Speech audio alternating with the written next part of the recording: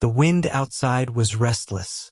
It combed through the cracks of the ancient library like a thief searching for secrets, rattling the brittle paper screens and stirring the faint smell of dust, ink, and old cedar. In a corner where lamplight bled softly over a desk of worn oak, an old scholar hunched in silence.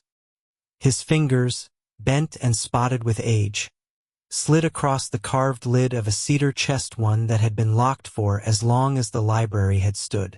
Tonight, after decades of waiting, he had found the key. The lock yielded with a tired click. Inside lay a single scroll, its silk wrapping frayed to threads, its wax seal broken centuries ago. The scholar hesitated. The air itself seemed to lean closer. He unrolled the scroll. The ink was faded, but the words were alive, coiled like sleeping serpents, waiting for the heat of the mind to wake them. And as his eyes began to trace the opening lines, the walls of the library faded. The lamplight dissolved into dawnlight. The scent of cedar gave way to the breath of the open sea. The world shifted. Before we delve into these overlooked tales of endurance and pain, if you find yourself drawn to the hidden corners of history, please consider liking this video and subscribing for more stories like this. And let me know in the comments where you're tuning in from. I am always amazed that we can explore these ancient narratives together, no matter where we are in the world, united by our curiosity about the past. A sky as pale as milk stretched over the shore of a forgotten age. Gulls wheeled above jagged cliffs, their cries mingling with the slow thunder of waves. Far out at sea, the horizon was bruised with the shape of something vast, something older than empires, the shadow of a dragon moving beneath the surface like a god half asleep. In that dawn, the world was younger, but no less dangerous. Dragons were not the gentle, gold-hoarding curiosities of later tales. They were forces of nature, born from the deep fractures between realms. The Babylonians whispered of Tiamat, mother of chaos, whose body was the sea and whose spine was the horizon itself. The Norse feared Niohagar, the gnawer of roots, coiled beneath the tree of the world. And in the east, the Chinese spoke of the lung dragons that could summon rain or famine with the twitch of a whisker. But this story is not of gods alone. It is of mortals who dared to approach them. From the high cliffs of Akkad came the first seeker. His name has been lost, replaced in legend with the title Wavewalker.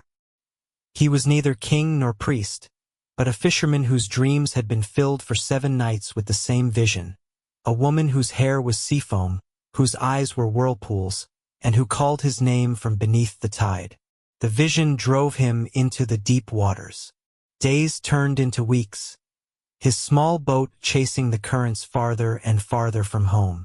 And on the 21st night, when the moon was swallowed by clouds, he saw her. Not a woman, not entirely. The thing that rose from the black water was both beautiful and terrible. A long neck crowned with a face that shifted between human and beast.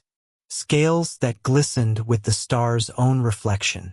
Behind her, the curling mass of a body so immense it made the sea seem shallow. She spoke without speaking, and the water around the boat boiled. Wavewalker did not remember kneeling, but he did.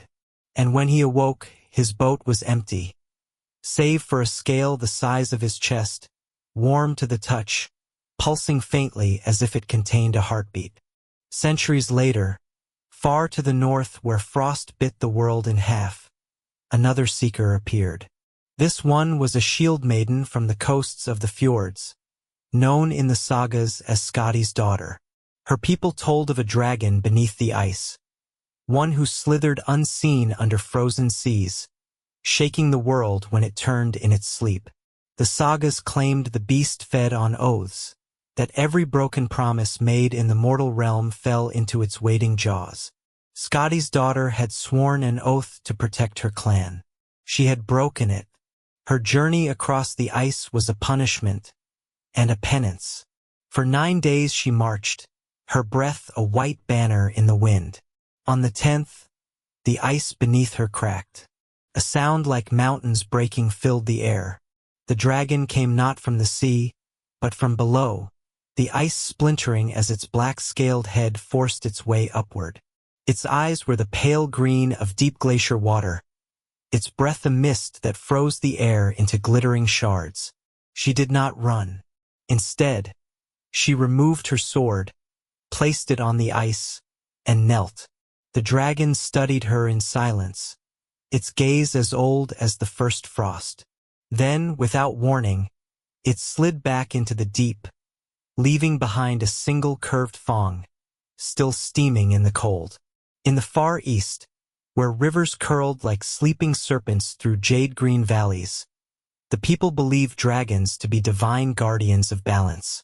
One such guardian was said to live within the storm clouds, emerging only when the land itself cried out. A young monk named Liang spent years chasing the edge of every thunderstorm, hoping to glimpse the storm dragon. He believed the creature could restore harmony to his drought-stricken province. On the eve of his 30th summer, a storm unlike any other gathered over the mountains. The clouds swirled into a great black spiral, and from its heart descended the dragon, scales shimmering with rainlight, whiskers trailing like silver ribbons in the wind. Liang bowed low, offering the last of his monastery's rice as tribute. The dragon's eyes softened. With a single beat of its wings, the skies opened, and rain poured over the valley for 7 days. When the storm passed, a single pearl lay where the rice had been, glowing softly in the sun.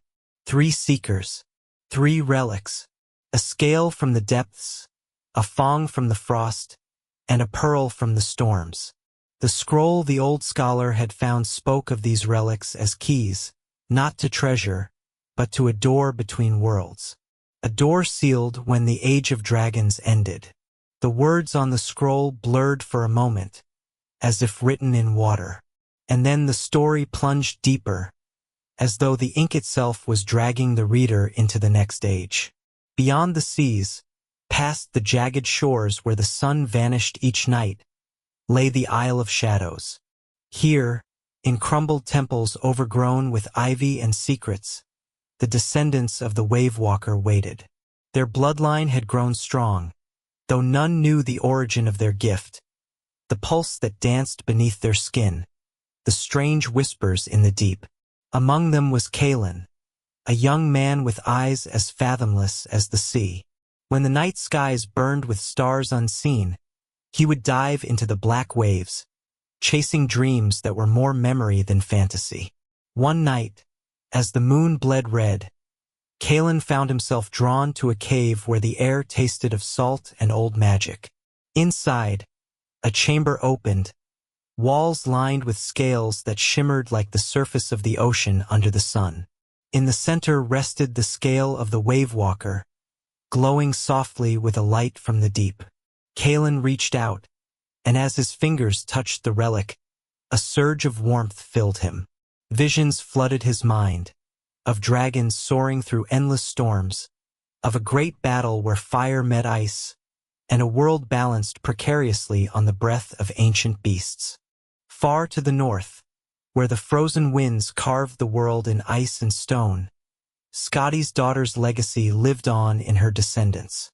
In a village nestled among towering pines, the fierce warrior Runa prepared for a pilgrimage to the glacier that was said to be the resting place of NHGGRS Fang.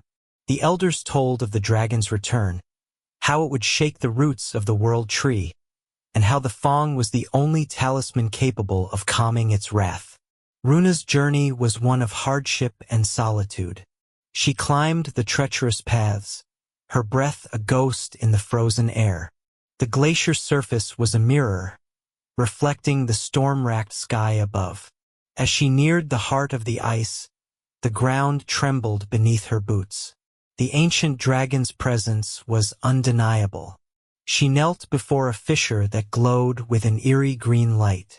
The Fang rested on a pedestal carved from frozen roots and stone. When Runa lifted it, a wave of cold rushed through her, threatening to freeze her soul. But with a warrior's resolve, She clenched her fist around the relic, feeling a fierce connection to the dragon's enduring spirit. In the eastern valleys, Liang's story was just beginning to be understood. The pearl left behind by the storm dragon was more than a token. It was a vessel of the dragon's essence, capable of summoning rain or drought, life or death.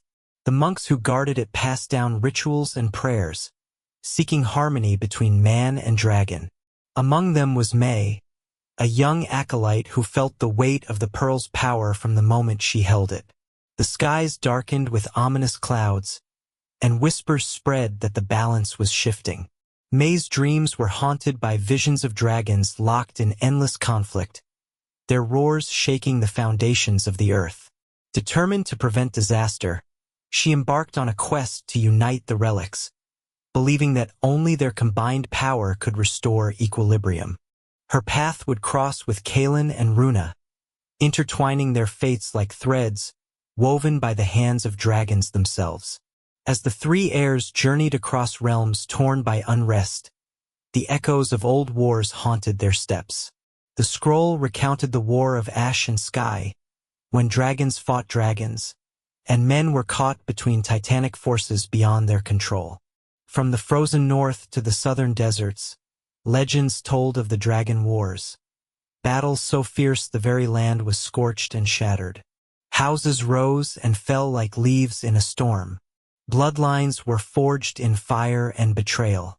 The High Dragon Lord, a figure of myth, had sought to bind the dragons and men together under one rule, but his ambitions kindled the flames of discord. The pale tyrant, born of ice and shadow, challenged the throne, bringing a frost that threatened to swallow the world whole. The scholar's vision shifted to a pivotal moment. On the battlefield beneath a blood-red sky, dragons clashed in aerial duels that split mountains. Among them, a red WIRM named Veilthrows and a pale beast called Erathian tore through clouds and steel alike. Their riders, Kaelen's ancestors, fought with spear and sorcery, their fates entwined with the outcome. But it was not brute strength alone that decided the war. In secret, a mortal woman named Alara, descended from the first wave of seekers, wielded a relic of her own, a talisman imbued with the power of the storm dragon. She brokered a fragile peace, binding fire and ice in an uneasy truce. Yet peace was fleeting. The scholar's eyes traced the scroll's final prophecy. When the three relics, scale, fang, and pearl, were united once more, the boundary between worlds would thin. The dragons would return, not as beasts, but as harbingers of transformation. The story closed with a whisper, a warning that echoed through time. Only those with the blood of the Skybinders could wield the power to save or doom all. The air was heavy with the scent of burning pine and scorched earth as Kaelen stepped from the sea caves, the scale of the wave-walker glowing faintly in his palm. The sky above stretched vast and pale, a canvas awaiting the first stroke of war. He was no longer a simple fisherman, but a bearer of ancient power, and the weight of that destiny settled on his shoulders like a cloak of iron. Far to the north, Runa's breath fogged the frozen air as she wrapped the fang of NHGGR in leather. Each step back through the icebound wilderness was a battle against the biting cold and the shadows it birthed. Tales spoke of the WRM's hunger, a gnawing force that sought to unravel the roots of the world itself, and Runa knew that if the beast stirred fully, even the strongest walls of men would crumble beneath its fury. In the eastern valleys, May's hands trembled as she held the storm dragon's pearl, feeling the pulse of its hidden tempest. The skies darkened with the promise of rain, but her mind carried a storm greater than any cloud, the turmoil of a world on the brink of breaking. Their paths, once separate as the rivers of the world, began to converge like tributaries flowing toward a single, impossible ocean. The scholar's voice seemed to echo within the fading scroll's words, telling of ancient gatherings beneath star-drenched skies where men and dragons alike bound themselves with oaths older than kingdoms. The Skybinders, chosen warriors blessed with dragon blood, were once the bridge between flame and flesh. But as time wore on, those bonds frayed.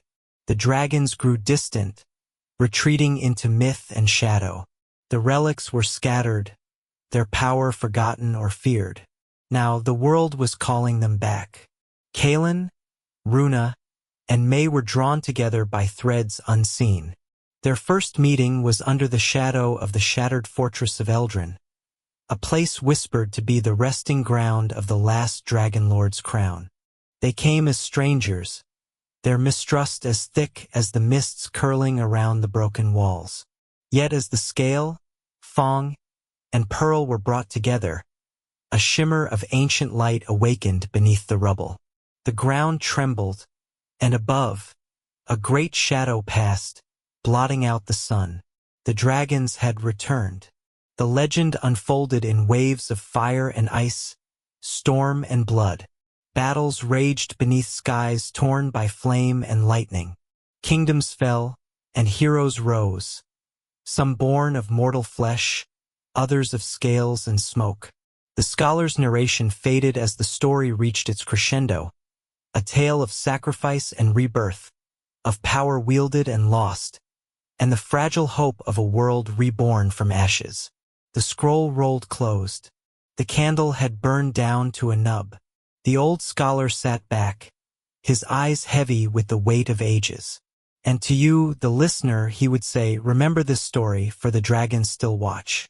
Their wings cast shadows across the ages. Their fire still burns beneath the surface.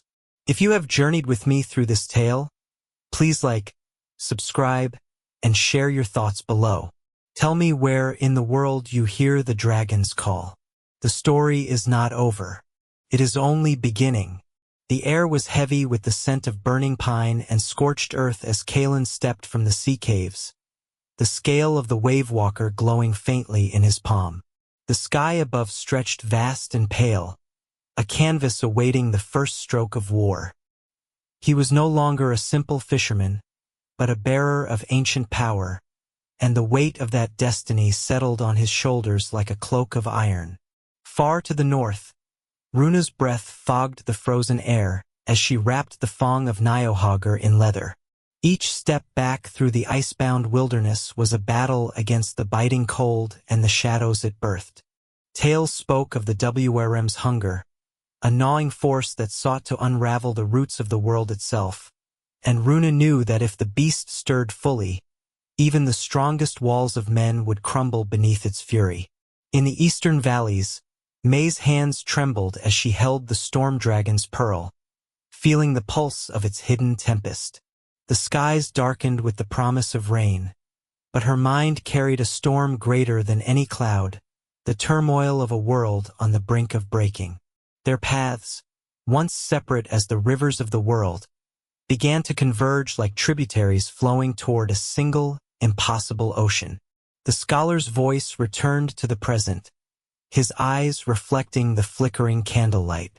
He spoke softly of cycles, of destruction and renewal, of stories told and retold across generations.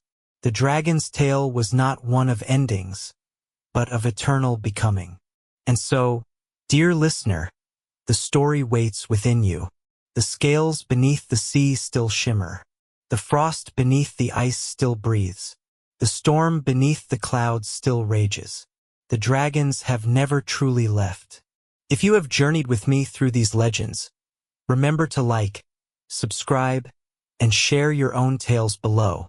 For in every whispered story and every listening heart, the dragons live on. Lyra's breath formed clouds in the crisp morning air as she cradled the dragon egg beneath ancient, twisted trees. The forest around her whispered secrets older than time itself, leaves trembling like the breath of sleeping dragons. She felt the pulse of the egg against her palm, a heartbeat entwined with her own. Days passed like shadows through sunlight. Lyra's dreams were thick with fire and storm, visions of winged creatures soaring through blood-red skies, their cries both song and sorrow. In those dreams, the shadow watched, waiting, its eyes cold embers in the void. The villagers grew wary of her presence, murmuring fears of curses and doom. But Lyra understood the burden she bore was more than theirs to bear. It was the world's. One dusk, as the sun bled into twilight, the egg cracked. A creature emerged, scales gleaming like molten gold, eyes wide with ancient wisdom and wild youth. The dragon hatchling nuzzled Lyra's cheek, and a bond sparked. A tether between human and Wyrm, fragile yet unbreakable. Across the jagged mountains, the shadow's tendrils crept like smoke. It whispered into the ears of kings and thieves alike, sowing distrust and hunger.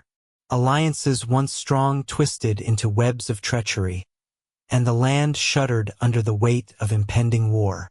Lyra, guided by the scholar's ancient tales, knew her journey would not only bind her to the dragon, but pit her against the rising darkness.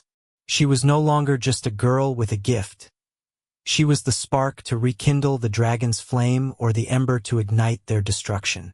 Her path crossed with others who bore the mark of the old world. A warrior from the frozen north, his blade kissed by frost and honor. A mystic from the eastern deserts, her prayers weaving storms into life. Together, they formed a fragile fellowship against the shadow's encroaching tide. The final battle loomed like a gathering storm on the horizon. Dragons and men, light and shadow, destiny and choice, all collided in a dance as old as the world itself. The scholar's candle burned low once more. He folded the scroll with hands steady despite time's passing. His eyes,